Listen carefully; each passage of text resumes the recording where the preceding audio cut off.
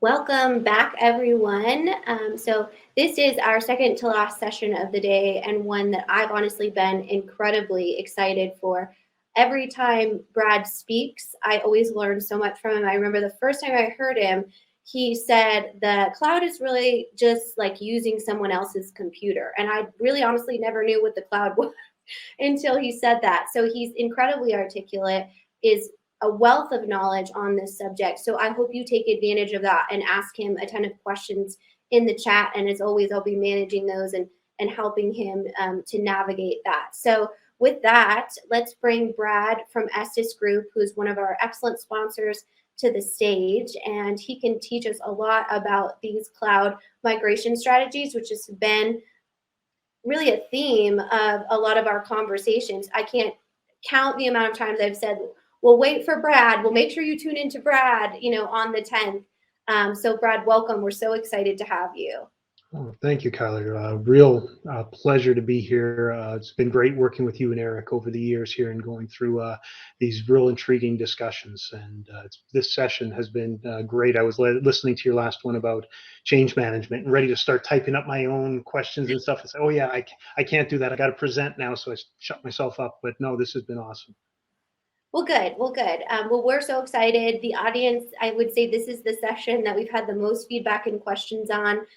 So, no pressure or anything, but, you've got a lot to live up to.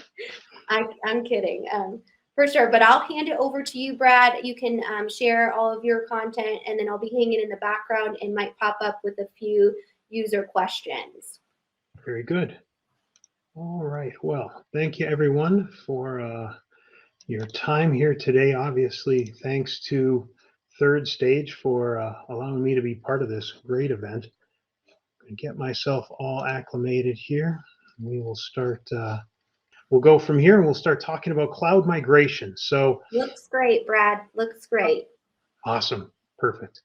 So yeah, thanks to Kylie and to Kyler and to Eric and the whole Third Stage team. I love these Stratosphere events. I think it's rather a fitting name, especially for this session, because I always think it's a truism that if you want to reach the stratosphere, you must first get through the cloud. So for me, that's always been one of my starting points for any of these endeavors. And let me quickly take just a second to tell you a little bit about Estes Group so you understand some context about what we're doing. Estes Group, we're a consultancy and cloud migration agency. We work with companies to migrate their systems, their applications, primarily in the ERP space, into the cloud. We also provide the supporting managed IT services that wrap around that ERP. What we started out as, interestingly enough, was a system integrator.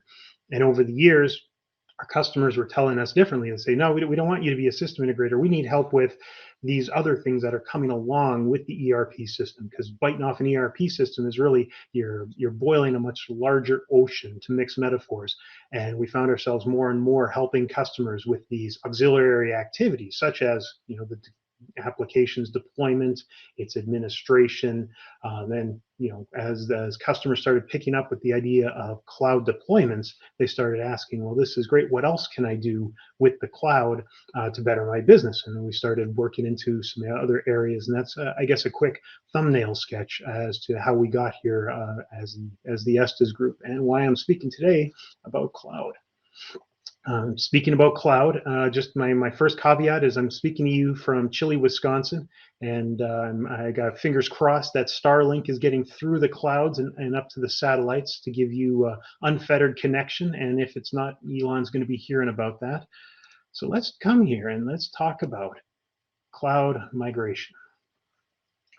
And I think the big piece here to start off with is this idea of understanding options, right? So this whole thing is about options. And I think with the cloud, it's really important to understand that there are options, right? So when I go to user events, I've often talked to different ERP users and go through the options with me. And at some point, they kind of cock their head and they look at me and they say, I didn't realize we had any options. And quite often, the user community is given a very simple path through the woods in terms of where their vendor most often wants them to go.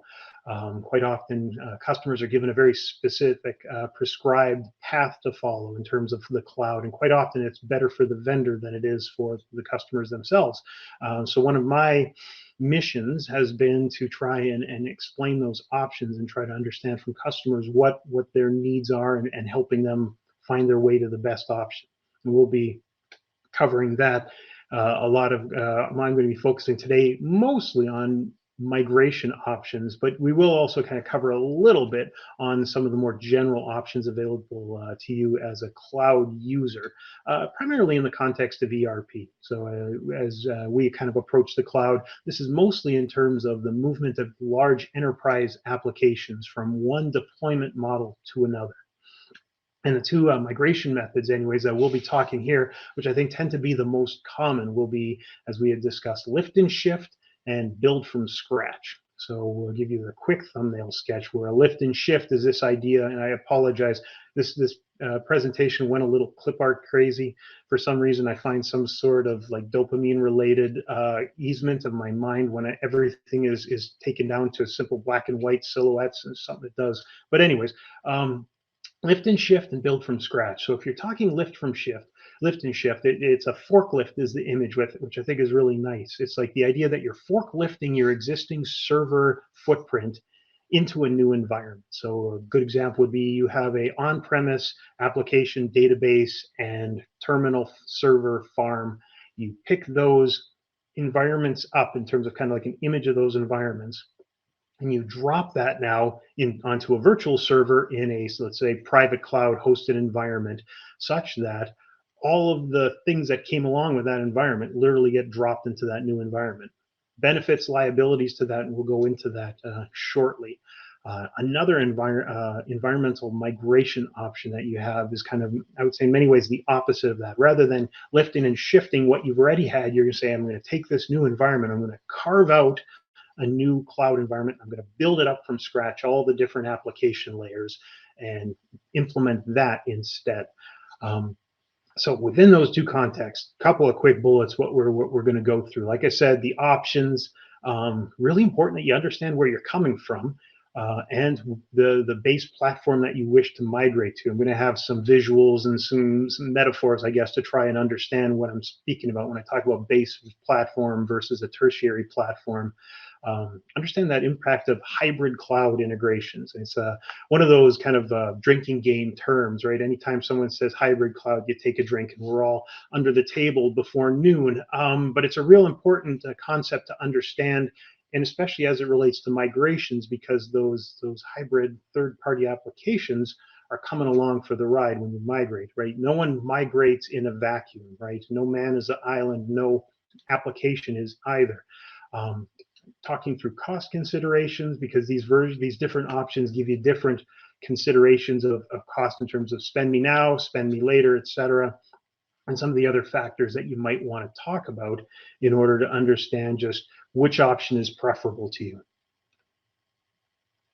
All right.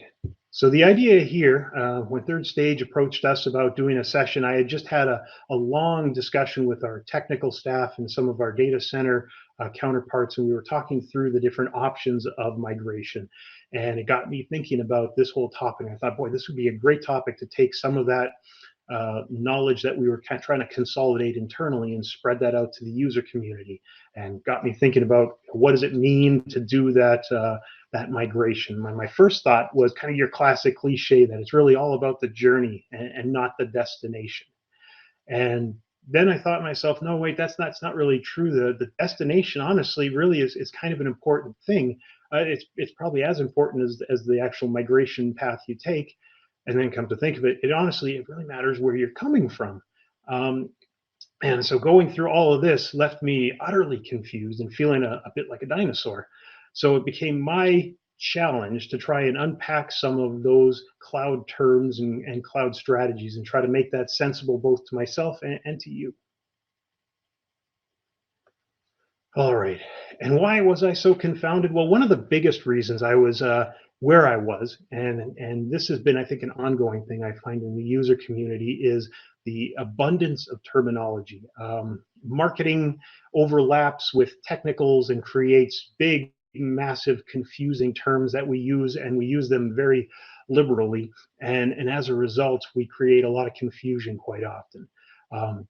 So much that the customer is trying to better understand what the cloud might feel like, and they go looking for the cloud, and what do they find? They really only find the ether. As T.S. Eliot once said, they end up like a patient etherized on a table. And I'm pretty sure that when T.S. Eliot said this, he was specifically thinking about infrastructure as a service. Can't verify, but my hesitation there.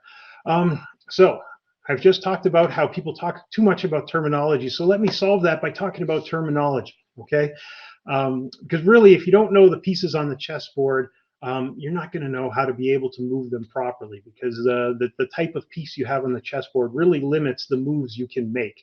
And that feels like a really profound chess metaphor coming from a guy who fails at checkers. So let's first talk about the most basic, right? An on-premise install, the customer owns it, manages it. You have all the pieces of an on-premise install basically end up being the customer's requirements and responsibility. And that means all the things, the simple things from setting up your physical servers and installing the application, then managing that installed application, keeping it running, which is harder than it sounds in a lot of cases. And then all this infrastructural stuff around it, power, redundancy, cooling, all these little things that if you don't have them and don't have them consistently, you have a huge heap of problems. Because it's fully managed, you have full control. And a lot of customers traditionally, it was the only way you could deploy an application outside of an old school like mainframe, really. But in the client server world, this is really the way that people did it for decades. And as that model as opportunities have changed, that model is getting challenged in a lot of cases. But that's really kind of a starting point for a lot of companies in the spaces where Estes Group plays. The most obvious opposite version would be the one you go here below, software as a service, or SaaS. Right. This is where the customer manages on-premises software as a service model. Is almost the opposite. It's completely vendor managed, and the customer is really only consuming it at a client level. So, and this is, of course, we all have applications like this, Office 365 or Salesforce or what have you. You're working in an application, you're connecting to it through a browser. You never see that back-end instantiation. You can't ever see the actual database tables or the business logic that's running behind there. You have no idea how it's actually deployed and how many concurrent users are being deployed on a given server, what have you. All of that is black box, essentially, to the end user.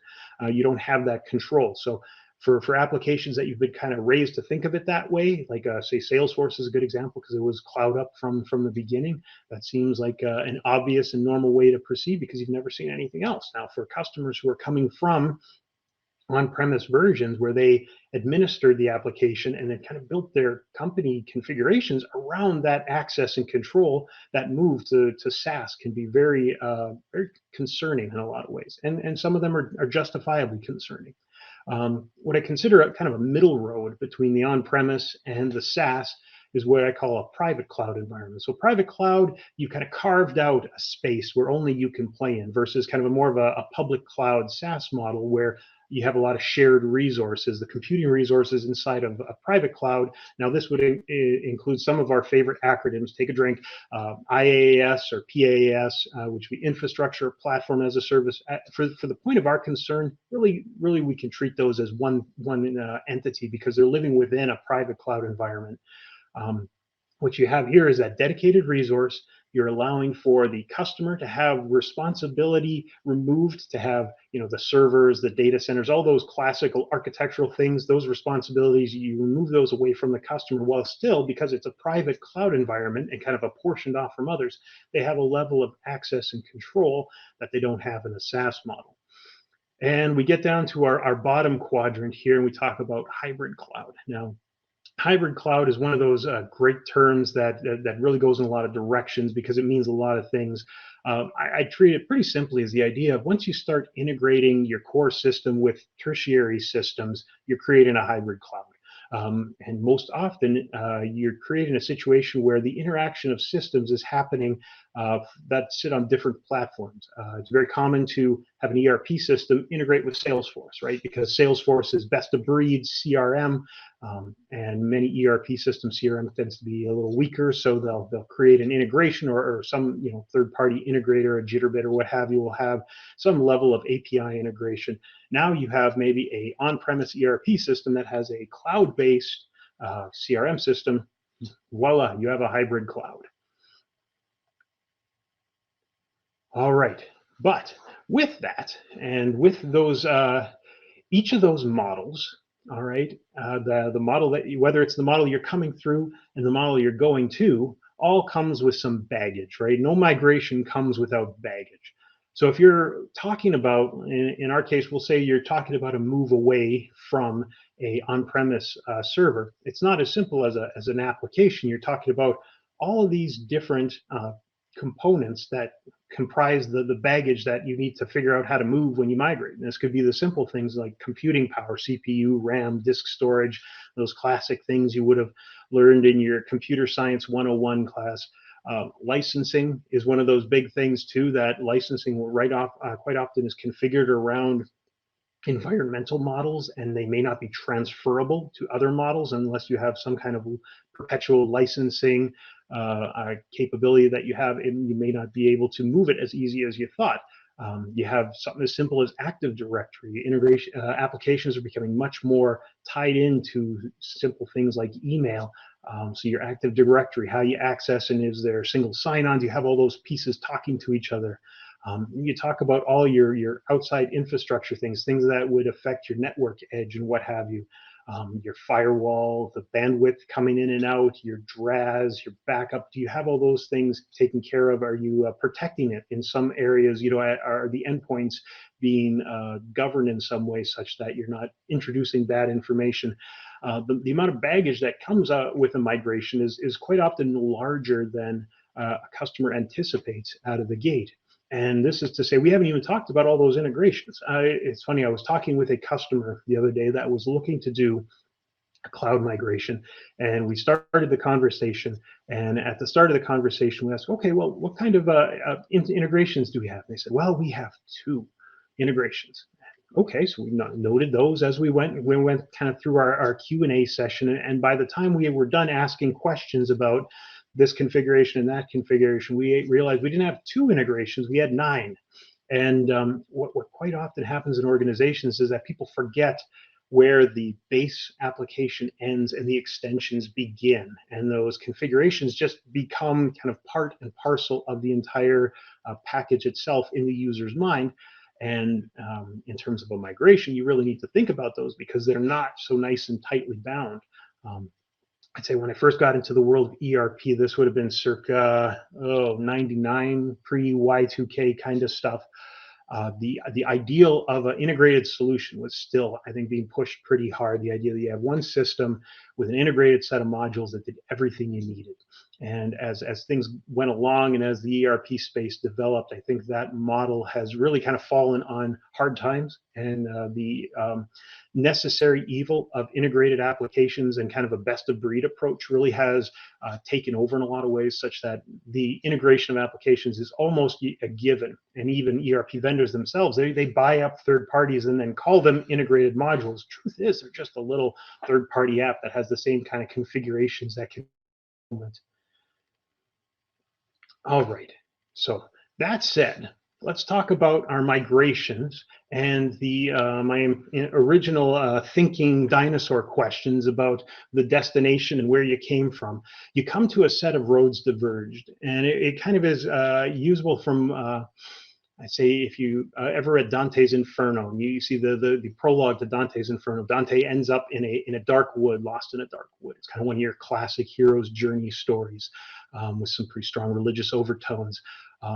And so the idea of being lost in a dark wood quite often is where cloud customers come to us, and that's kind of at the place they are. And take this for what it's worth. I've seen more than a few people say that the migration of a cloud is kind of like navigating Dante's concentric circles of hell. Take that for what it's worth. I don't know if I would say that's that bad. I think some people don't like a road trip, but the idea here would be, as one client of mine had said it, And you might, right after reading a little Robert Frost, he came to me and said, two roads diverged in a wood, and I took the one most traveled by. And that's why I have recurring downtime and terrible latency, and why I can't access my server anymore, and why I'm getting billed through the nose for egress fees. And that makes all the difference. So the path you take is an important one. And where you're coming from and where you're going to is really key. So you have four common movements that we've seen inside of our world. One has been on-premise to SaaS, and that's a challenging one for a whole bunch of reasons. We won't be going into that in great detail ourselves. We end up kind of going the other direction, and we'll get into that a little bit more. But the movement into SaaS, quite often, a longtime user of an ERP system has constructed a square peg, and their ERP vendor is now giving them the same application in a SaaS format in the shape of a round hole. And you can imagine the effort it takes to file off those corners before you get a fit. Another common movement is the on-premise to private cloud movement. This would be one that I at the Estes Group oversee a fair bit, the movement of an on-premise architecture into a cloud environment, whether it's a lift and shift or a build from scratch. That would be an area there. What's interesting also is I see a lot of movement private cloud to private cloud. So a customer will move their private cloud they have like a local MSP mom and pop shop that has a local data center, and they'll stick it in there because they don't want to replace the server, and the local MSP will service it for a while. And then they'll have enough problems that the local MSP will run into, and they'll come to us or a similar provider that does kind of the ERP side and the hosting side and say, can you help us? We have it hosted, but we can't get the performance we want, or we can't resolve issues quickly enough, or whatever. And they end up, shifting from one private cloud to another. And surprisingly enough, I've seen a lot of movement lately of customers moving from SaaS to a private cloud. So it's kind of if you think of SaaS as the ultimate end game of cloud computing, it's interesting to see that we see a lot of folks coming to us, and these are the ones with the roads diverged in a wood problems, because of latency, access control, cost considerations, find themselves moving away from SaaS and moving back into a private cloud. Biggest implication of this model here that I'm speaking to is understanding that each of those places, where you're coming from and where you're going to, limits certain decisions that you can make going forward. And we'll talk a little bit more of that as we go. All right. So I like to think on top of that, the layering of the hybrid cloud is a helpful consideration here. Because those changes, I kind of think of it as an application is an octopus, and it's moving through the water at a high speed, and its tentacles are kind of dragging behind it, right? We sometimes think we want to shift our entire ecosystem from here to a new place. Quite often in practice, businesses have each of their applications in their stack. I don't know if any of you have ever seen what they call a bubble chart. It's kind of like a relational diagram when you go into an organization and you pick out all the different applications they're using. You try to come up with kind of a map, an architectural map of what they all are and what the lines of intersection are, and whether those are manual intersections or system-driven intersections. You'll see a customer might have a very current ERP system, and yet it's hooked to this little quality management system that they just love because it does everything they need, and that thing's still living on an Access database, and it can only integrate in a batch mode, and there's no new version, right? The vendor went out of business, but they don't want to change those business processes. They don't want to spend the money on a new version because the new version is fancy and it's in the cloud and it connects through an API, and they don't have the time or the budget to actually implement it. So they might move an application, their ERP, their centralized ERP into the cloud, but now they have to figure out how to get that tentacle along for the ride. Now, another metaphor you might want to use that I've always thought works well for me when I conceptualize this is like the idea of the hub and spoke model. All right, so in application architecture, if you look at the entire ecosystem of a company, has that kind of hub and spoke, that you have this centralized system, the enterprise system around which everything revolves. And then you have these ancillary systems that link into that hub system. So most often, if you look at our little example here, you're looking at the ERP system as that hub. And then all these ancillary systems, your QA system, your SRM, your CRM, your business intelligence, they're those systems that come along as part of that spoke. And wherever the hub moves, the spokes come along for the ride. You just need to make sure that you don't get yourself caught in a wheel rut, and make sure that those spokes don't break along the way.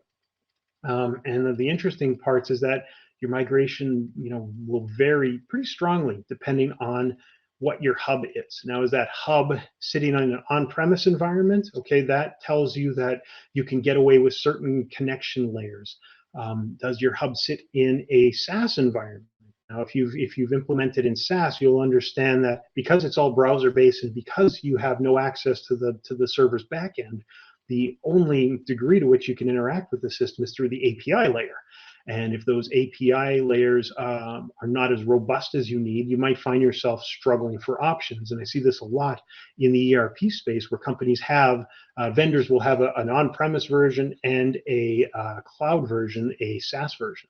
And third-party vendors build their applications at that lower level because they can create their own APIs, or kind of proprietary APIs that can speak to the system at lower levels in a manner that's more comprehensive and faster than the SaaS layer, where those REST APIs are still a work in process.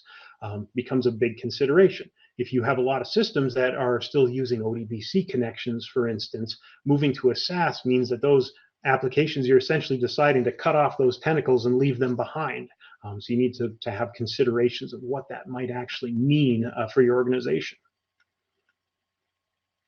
And that's because I like to describe it, there's this hidden brick wall hovering in the cloud that separates pure software as a service from private cloud, IaaS, PaaS, ETC, AAS, etc. as a service, I like to call it. And it has to do with that integration layer. And I think the fundamental principle, if you were to get anything out of this slide, was that idea that access and control dictate what you can do in terms of your overall third-party hybrid cloud platform.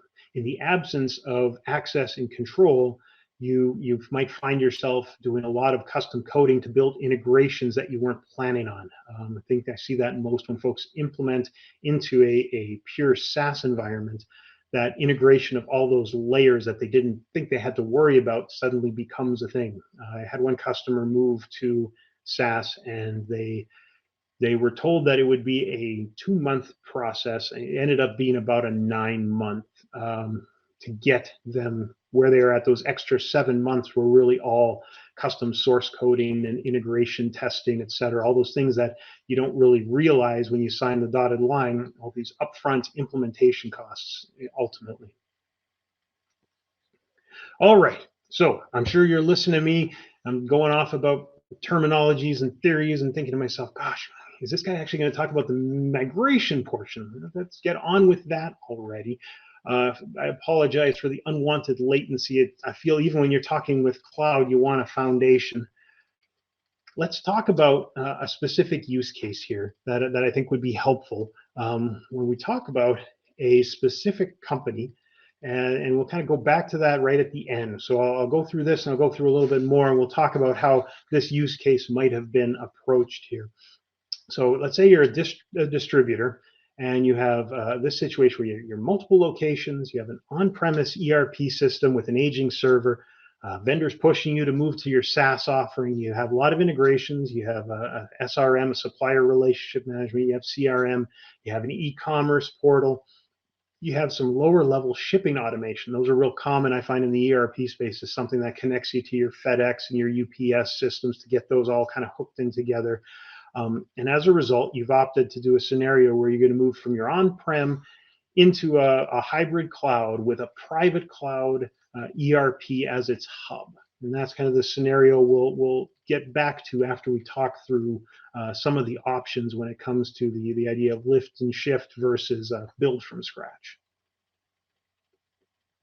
So as we had talked about, lift and shift versus build from scratch, what are our options? Let's dive a little deeper into them individually. And let's talk about lift and shift. So as I had said, this is, you're taking a copy of your customer server, you're lifting it from one environment, shifting it over, and dropping it into another. Some very big overall considerations. As you might anticipate, this is a real fast activity. It's something that is great if you've been hacked. or if your server just died and you need to get your system back online in a hurry. And we have that. We had one customer recently, they had been, their data center provider had been hacked. The entire data center had been brought down, and they finally got their application back and they needed to get it up in a hurry. Lift and shift might be one of those options. Of course, you'd want to be careful there to think of, did the ransomware come along for the ride? You might actually be talking about a rebuild if you're, depending on what got attacked. But so that's one option. If you're in a situation where you need to get live in a hurry, lift and shift is a real nice, simple process. In terms of costs, so the cloud is not free, and in many cases it's not cheap. Quite often the thing that you're mitigating with the cloud isn't simple costs, it's overall costs and it's risk. And if you want to get to the cloud very quickly because you want to avoid the risk of your server going down, I see a lot of customers who have aging server architecture and they've had small outages and they're afraid something big will happen.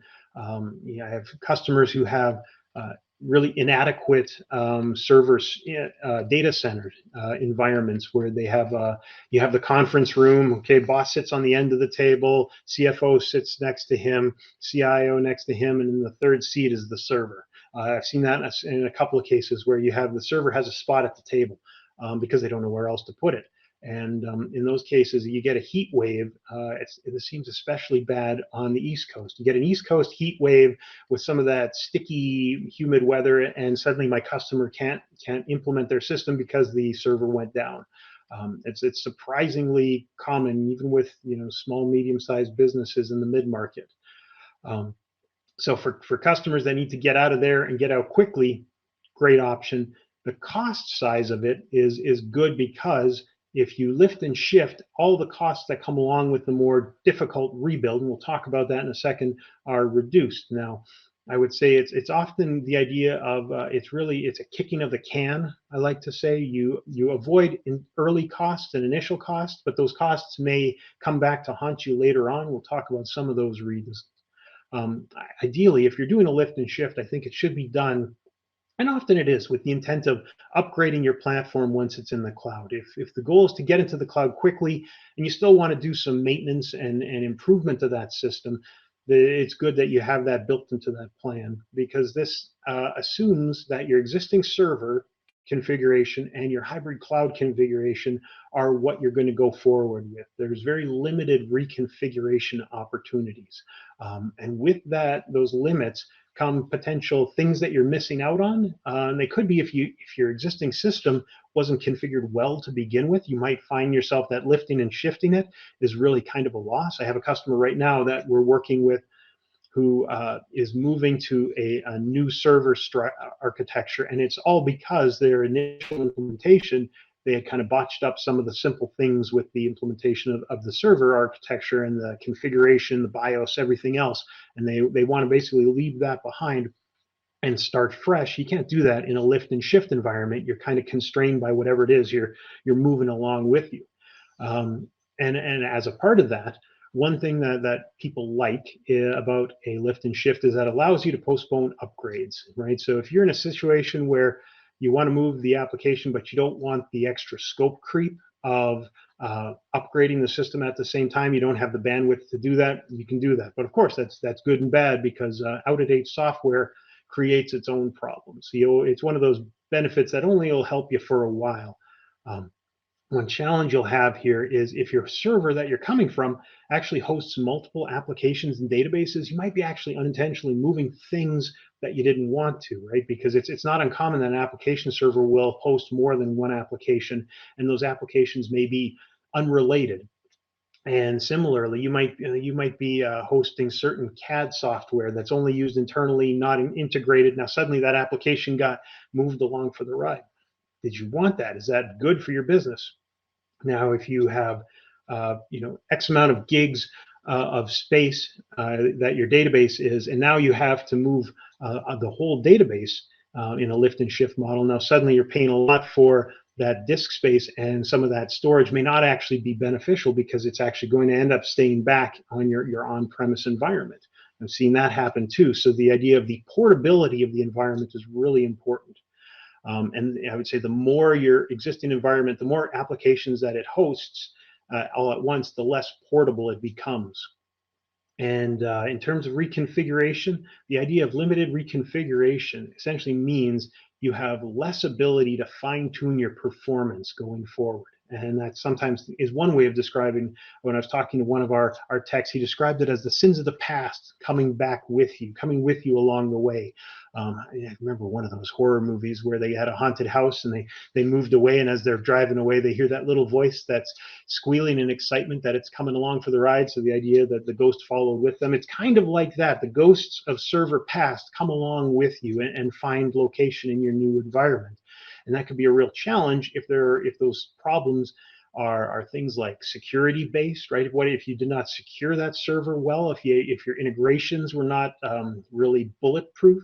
If your user access, if you were using, I don't know, admin as your access point, you could have a lot of challenges that come along as a nature of that. And it's the easiest thing I would say in all environments is foregoing testing. Because you think you have apples to apples, you don't bother to cut in one and make sure there aren't any worms.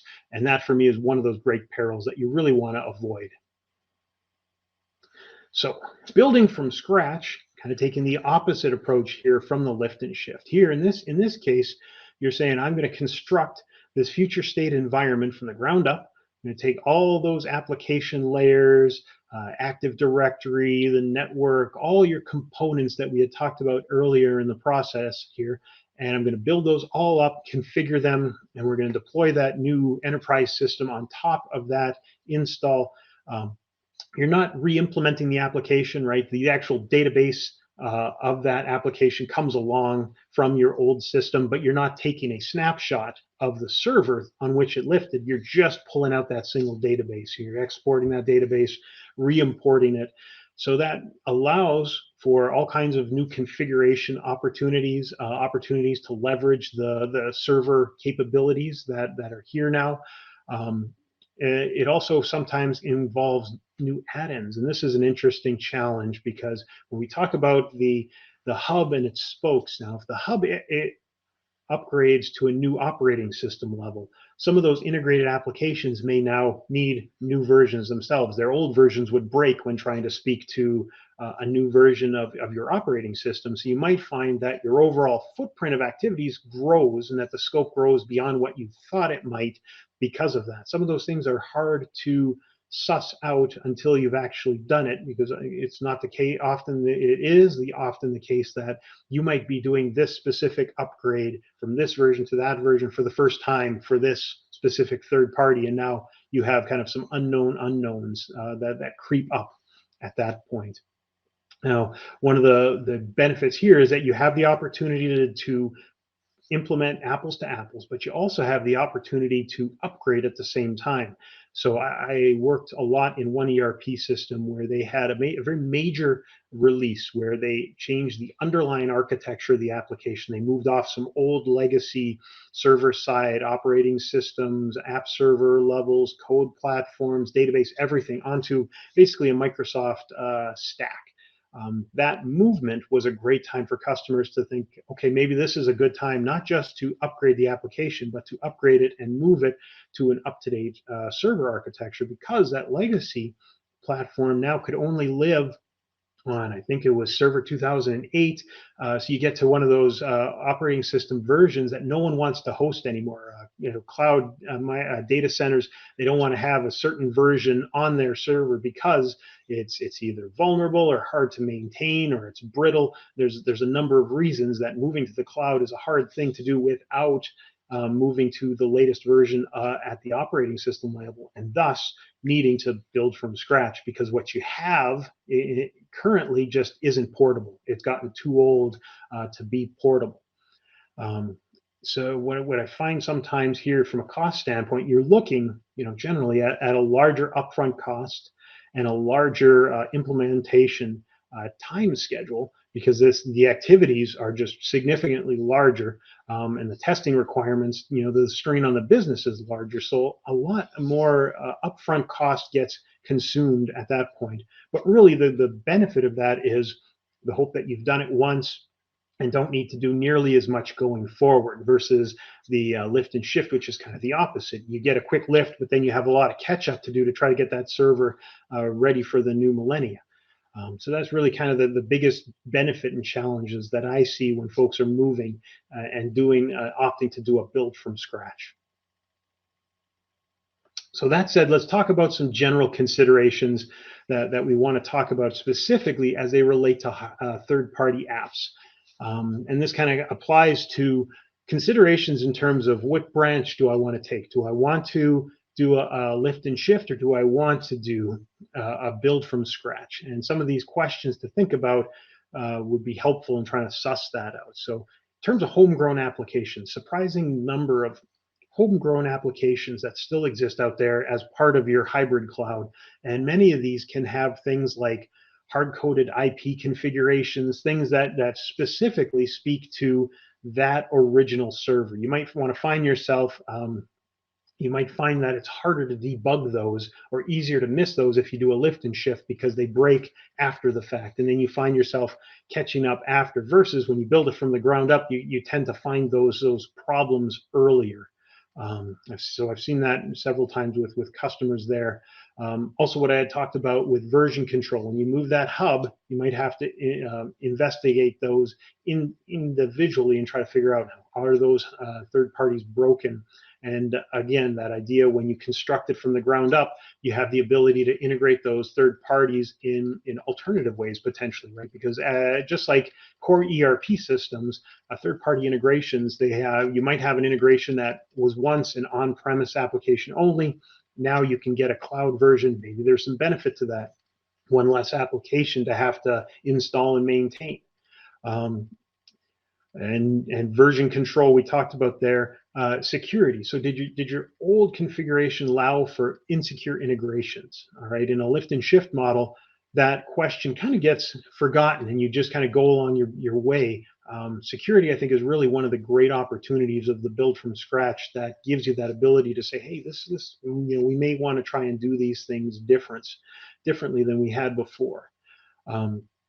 Now, one interesting quirk that we've seen quite frequently actually is when you're taking something and moving it especially in a lift and shift model, you move it outside of the WAN, you might find suddenly that some third-party integrated apps are no longer working well. This happens most often with shipping programs that are really chatty. You need to do a lot of back and forth to their primary servers and get to a lot of data lookup tables they perform to figure out rates and such. And some of that information can be pretty time consuming to pass back and forth over the wires. What we've honestly found is we find ourselves moving something to the cloud. You might actually want to take that third-party app, especially those shipping apps, and put that locally installed and keep that there while the rest of the configuration moves over. What I found is in a lift and shift model, quite often that's the thing that doesn't get noticed, that movement and the changes in performance doesn't get discovered until you actually try and do that. So then without testing it thoroughly, you get some uncomfortable situations happening live. I had one customer, they were doing something around the Christmas season, and they had done a move of an application from one area to another, ended up moving outside of the WAN, suddenly exploding their performance that it took for simple processes to complete. And as a result, this was at Christmas time, so this was slowing down orders going out at a time when they needed orders in full force. So there's definitely some risk that you want to take considering that. All right. Other general considerations that I like to think about, and some of this is really just maybe some repetition of things that I might have already bantered at you, is that idea of portability of the application. It's really important to understand, is it portable or is it multi-purpose? The more multi-purpose it is, the less portable it's going to be. The less portable it is, the more likely you're going to need to build from scratch. Are you looking to take advantage of an ERP upgrade? The more likely you want to do an upgrade, the more likely you want to build from scratch versus a shift. The speed consideration, right? How quickly do you want it done? Lift and shift is obviously faster, at least in the phase one, in that first phase. Understand your hubs. Which hub did you come from? Which hub are you moving to? You might remember that earlier slide when I talked about the idea of private cloud to private cloud or SaaS to private cloud. Now, if you're coming from a SaaS application you want to implement, you can't really get that back-end instantiation. So you're kind of by necessity going down the build from scratch model because there's just no way to get an image from a SaaS environment. Everything's too commingled and bundled for that. Basically, you can get your database back, and then after that, you have to build everything up. So that where you're coming from becomes really important.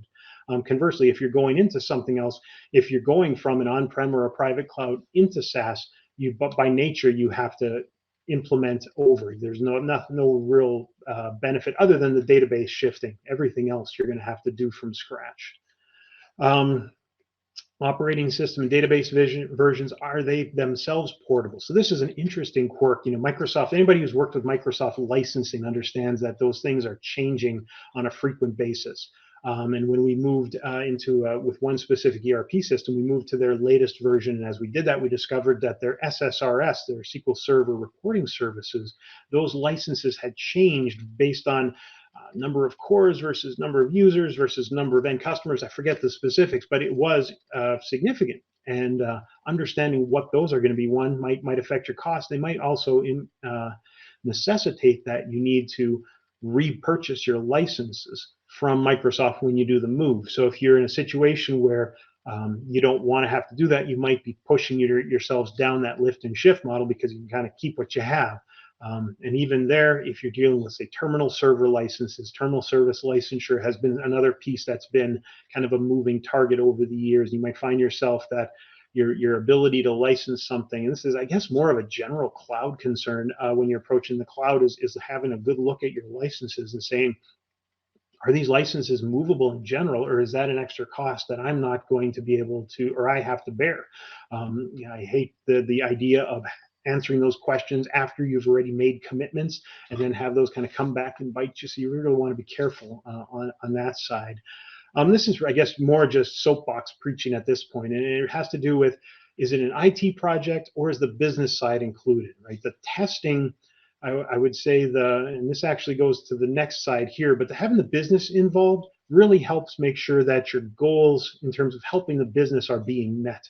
I'm sure you've heard the maxim of winning the battle and losing the war. The war is helping the business. The battle is shifting your architecture so that you mitigate some risks. Now, make sure that shifting has some benefits to your business and that you're kind of in tune with that. And this rolls into the idea of testing. If you have your business side involved, you can better test the application, make sure that all the pieces of the application, printing labels, entering orders, communicating across integrations, sending emails, receiving data, etc., are all working as intended. And I really advise that you try to avoid what I call that plug and pray scenario, right? And if you've ever seen those commercials with the world's most interesting man, I don't normally fix software problems, but when I do, it's in production, right?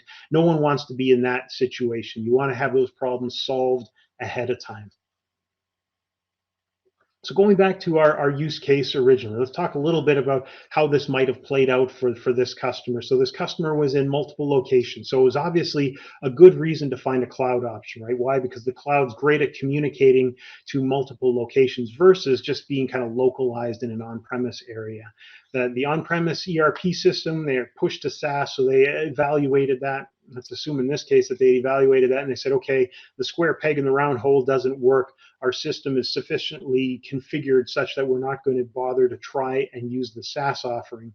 Now, looking at integrations, they might have discovered that the SRM system was working on a on-premise situation, but the latest versions actually had moved to SaaS. And that's where I see it quite often. Integrations work really well in a SaaS model, better so, honestly, than the hub ERP system. So they froze there to move their SRM system into a SaaS environment. The CRM stayed along for the case. Now, biggest question for them had to do with, let's say, their licensure and their